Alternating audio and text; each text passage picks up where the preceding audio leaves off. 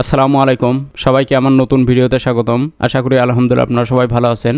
আজকে আপনাদেরকে এক্সেলের খুবই দরকারি এবং বহুল ব্যবহৃত যে ফাংশন সামিপ এবং এই সামিপ ফাংশন, এই দুইটা ফাংশন নিয়ে আলোচনা করব।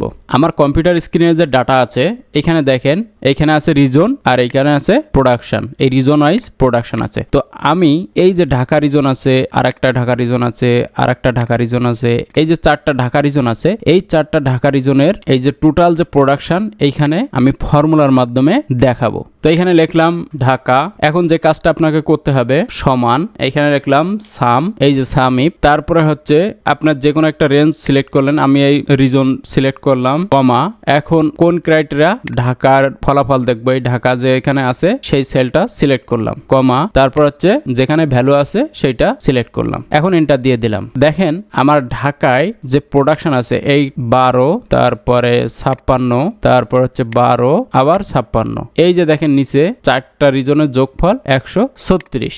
এখন আমি অন্য একটা রিজন ট্রাই করে দেখি, BOGURA, বগুড়া। দেখেন বগুড়ার যে ডাটা আছে সেটা অটোমেটিক এখানে যোগ হয়ে সেই যোগফলটা দেখাইতেছে। এই যে সামিপ, এটা হচ্ছে এক্সেলের একটা পুরাতন ফাংশন। এই ফাংশনের এখন ব্যবহার হয় না বললেই চলে। তো আমরা মূলত এইটা নিয়ে ডিটেলস আলোচনা করব। তো এখানে আরো একটা রিজনের যোগফল দেখবো, NATO নাটোর। এখানে দিলাম সমান সামিপ, এই যে সামিপস এটা চলে আসছে। তারপর এখানে দেখেন সাম রেঞ্জ, মানে আপনি কোন ভ্যালুটা যোগ করতে চাইতেছেন। তো আমি যেহেতু এই যে 12 থেকে শুরু করে এই যে 56 পর্যন্ত এই যে ভ্যালুগুলো আছে এইগুলো মূলত যোগ করতে চাইতেছি, তো আমি এটা সিলেক্ট করলাম, কমা, ক্রাইটেরিয়া রেঞ্জ 1। ক্রাইটেরিয়া রেঞ্জ 1 কি? এই ভ্যালুর পাশে যে এই রো বরাবর যে আপনার ক্রাইটেরিয়া আছে, যেমন ঢাকা, যশোর, আবার লাস্টে গিয়ে ঢাকা, এই ক্রাইটেরিয়া এটা আমি সিলেক্ট করলাম, কমা। ফাইনালি যে রিজনের উপর বেস করে এই যোগফলটা হবে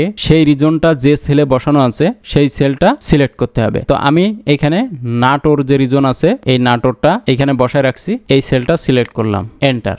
দেখেন আগের ফর্মুলাটার থেকে এই ফর্মুলাটা একটু আলাদা। তো এইখানে সুবিধা কি, আপনার মাল্টিপল ক্রাইটেরিয়া এখানে অ্যাড করা যায়। এইখানে তো শুধুমাত্র সিঙ্গেল ক্রাইটেরিয়া যে রিজন আছে তার প্রোডাকশন ইউনিট আছে। তো চলুন আমরা একটু অ্যাডভান্স লেভেলে সামিপ নিয়ে আলোচনা করব। তো আমরা প্রফেশনাল স্টেজে সামিপ নিয়ে যে ডাটার উপর কাজ করব সেই ডাটাটা ERPর মতো করে একটা সেলস ডাটা নেওয়ার চেষ্টা করছি। তো এইখানে আমার ইনভয়েস আইডি আছে এবং পেমেন্ট স্ট্যাটাস, আরো বাকি যে তথ্য আছে। তো এই ডাটার উপর ভিত্তি করে সাম ইফস যে ফাংশন আছে সেই ফাংশনটা কি কি কাজে লাগে সেটা দেখার চেষ্টা করব। তো আপনি যদি এই কলাম এর উপরে ক্লিক করেন তাহলে দেখেন এইখানে 7000 ইনভয়েস আছে, এই যে কাউন্ট 7001 এই হেডার সহ। তো আপনার এই যে 7000 যে রো আছে এই রো কিন্তু ম্যানুয়ালি যোগ করা একটু টাফ। এই জন্য আপনাকে কি করতে হবে, সামিপ অথবা পাইভট। আমি এর আগে একটা পাইভটের ভিডিও করছি, এই আই বাটনে দেওয়া থাকবে, আপনারা ওইখান থেকে দেখে নেবেন। তো এই সামিপ অথবা পাইভটের মাধ্যমে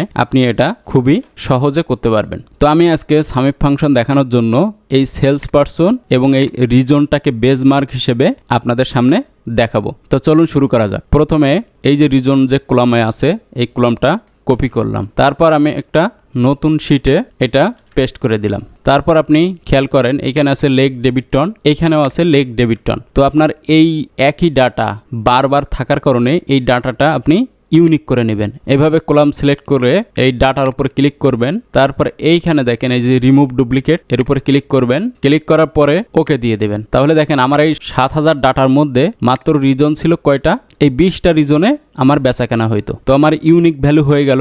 এখন আমি প্রতিটা রিজনে কত টাকা বেচাকেনা হয়েছে সেটা একটা ফর্মুলার মাধ্যমে অটোমেটিক বাইর করব। তো এখানে লিখলাম টোটাল সেলস, তারপরে লিখবো এখানে সমান সাম ইফস, এই যে সাম ইফ সিলেক্ট করলাম। এখন দেখেন সাম রেঞ্জ, যেহেতু আমি টোটাল সেলস আমি এখানে কাউন্ট করব, সুতরাং আমার এই যে র ডাটা এইখানে দেখেন এই যে সেলস অ্যামাউন্ট আছে এই কলামটা প্রথম সিলেক্ট করব, কমা, তারপরে আমি কিসের উপর ভিত্তি করে আমি এই ডাটাটা দেখাইতেছি, তা রিজন, এই যে রিজন যে কলামে আছে সেই কলামটা সিলেক্ট করব, কমা, তারপরে আবার শিট যেটা ফাইনালি রেজাল্ট থাকবে সেই শিটে যাব।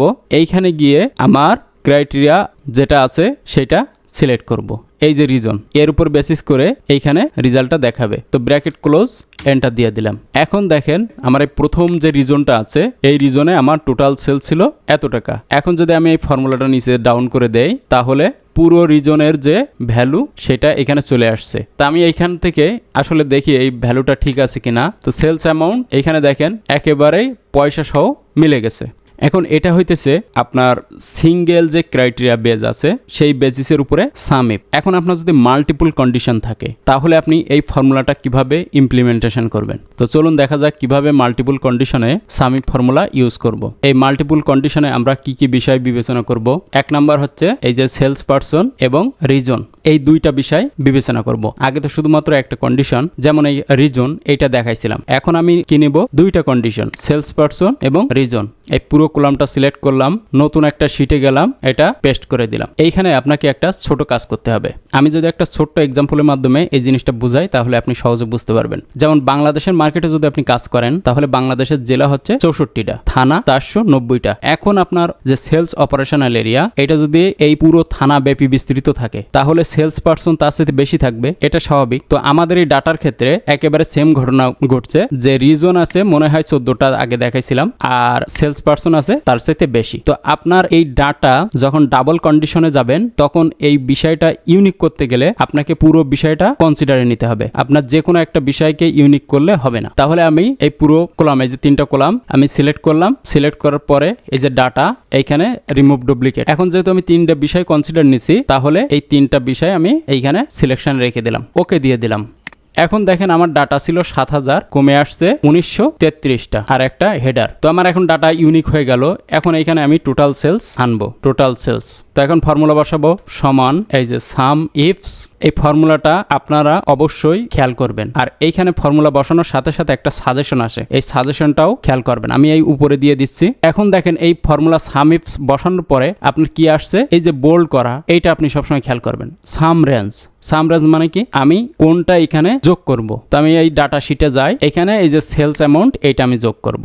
সিলেক্ট করার পরে কমা দিয়ে দিলাম। তারপর এই যে সেলস অ্যামাউন্ট কিসের বেসিসে আমি যোগ করব, এই যে সেলস পারসনের বেসিসে। তো এই রেজাল্টটা যে ক্রাইটেরিয়া বেসিসে, এই যে ক্রাইটেরিয়া 1, এই ক্রাইটেরিয়া 1 আমার কি ছিল, সেলস পারসন। তো আমি যেখানে রেজাল্টটা দেখাবো সেই শিটে আবার যাব, এই যে শিট নাম্বার 4, তো এই সেলস পারসন সিলেক্ট করলাম, আবার কমা। এখন দেখেন ক্রাইটেরিয়া রেঞ্জ 2, ক্রাইটেরিয়া রেঞ্জ 2 কোনটা, আমার ডাটাতে যেটা আছে। Criteria range 1, criteria range 2, criteria range 3 সব সময় আমার ডাটা থেকে নিতে হবে। তো আমি আবার ডাটা থেকে ক্রাইটেরিয়া রেঞ্জ 2 ছিল কি, আমার রিজন, সিলেক্ট করলাম ওই কলামটা, কমা। এখন আমার বাদবাকি ক্রাইটেরিয়া কি ছিল, এই যে রিজন, শেষ ব্র্যাকেট দিয়ে দিলাম, এন্টার।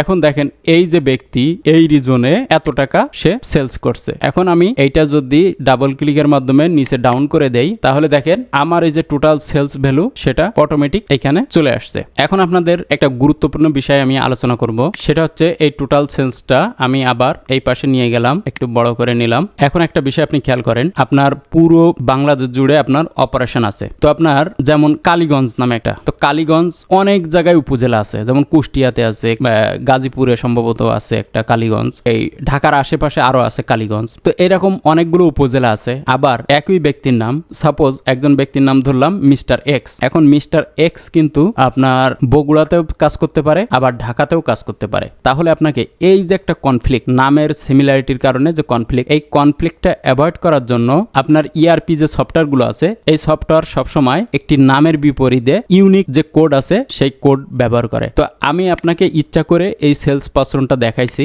এখন আপনি যখন আপনার সামিপ যে ভ্যালুটা আনতে যাবেন সেটা সব সময় এই যে সেলস পারসন কোড আছে এই কোডের উপর ভিত্তি করে আপনারা এই সামিপ ফাংশনটা আনবেন। তাহলে কি হবে, আপনার সামিপ ফাংশন একেবারে ডাটার সাথে অ্যাকুরেট রেজাল্ট চলে আসবে। তো চলুন এই বিষয়টা একটু দেখা যাক। তো ফর্মুলা একেবারে সেম, আপনি সমান দিবেন সামিপ, এই যে সামিপ সিলেক্ট করলাম। এখন দেখেন এখানে ফর্মুলা আসছে সাম রেঞ্জ। তো সাম রেঞ্জ কোনটা, এই ফর্মুলাটা উপরে দিয়ে দিলাম। আমি যেটা যোগ করব সেটা টোটাল সেলস। তারপরে কি আছে, ক্রাইটেরিয়া রেঞ্জ 1। ক্রাইটেরিয়া রেঞ্জ 1 কি, আমার এই যে সেলস পারসন কোড। তারপরে আপনার ক্রাইটেরিয়া 1 কি ছিল, সেলস পারসন কোড। তারপরে ক্রাইটেরিয়া রেঞ্জ 2 কি ছিল, এই যে রিজন। তারপর ক্রাইটেরিয়া 2, এই রিজন সিলেক্ট করলাম, ব্র্যাকেট ক্লোজ, এন্টার। এখন দেখেন আমার পুরো রেজাল্টটা এখানে চলে আসছে। তো এইভাবে আপনারা সামিপের মাধ্যমে অনেক বড় বড় ছামকে আপনারা কনসাইজ করে একটা নির্দিষ্ট ফরম্যাটে নিয়ে আসতে পারবেন খুব সহজে। তো ধন্যবাদ সবাইকে ভিডিওটি দেখার জন্য। আর এইরকম এক্সেল বিষয়ে ভিডিও পেতে আপনারা আমার চ্যানেলটি সাবস্ক্রাইব করবেন। আর আজকে এই পর্যন্ত। ভিডিওটি কেমন লাগছে অবশ্যই কমেন্ট করে জানাবেন। আর ভিডিওটি যদি ভালো লাগে লাইক এবং শেয়ার করতে ভুলবেন না। আবারও ধন্যবাদ সবাইকে। আসসালামু আলাইকুম।